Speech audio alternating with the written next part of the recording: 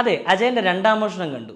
ടോവിനോടെ 3 വ്യത്യസ്തമായ ജനറേഷൻസ് കാണിക്കുന്ന ഒരു മുത്തശ്ശി സ്വീറ്റ് കഥയാണ് ലിസ്റ്റിൻ സ്റ്റീഫൻ, ഡോക്ടർ സക്രിയ നിർമ്മിച്ച് ടൊവിനോ, കൃതി ഷെട്ടി, ബേസിൽ ജോസഫ്, സുധീഷ്, ഐശ്വര്യ, രോഹിണി, സുരഭി ലക്ഷ്മി, ഹരീഷ് ഉത്തമൻ, ജഗദീഷ് എന്നിവ അഭിനയിച്ച് ജിതിൻ ലാൽ സംവിധാനം ചെയ്ത നല്ലൊരു അഡ്വഞ്ചർ ഡ്രാമയാണ് ARM, അതായത് അജയൻ്റെ രണ്ടാം മോഷണം.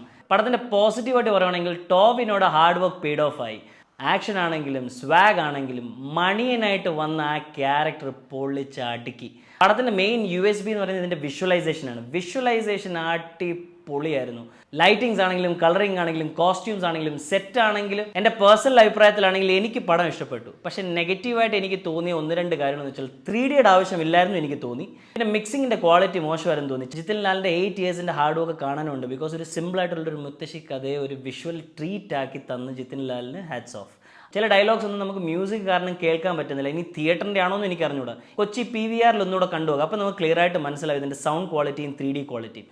അപ്പോൾ എൻ്റെ പേഴ്സണൽ അഭിപ്രായത്തിൽ ഈ പടത്തിന് ഞാൻ 4 ഔട്ട് ഓഫ് 5 കൊടുക്കുന്നു. അപ്പോൾ ഇതേപോലുള്ള റിവ്യൂസിന് വേണ്ടിയിട്ട് ഫോളോ ചെയ്യുക, സബ്സ്ക്രൈബ് ചെയ്യുക. Take care, by.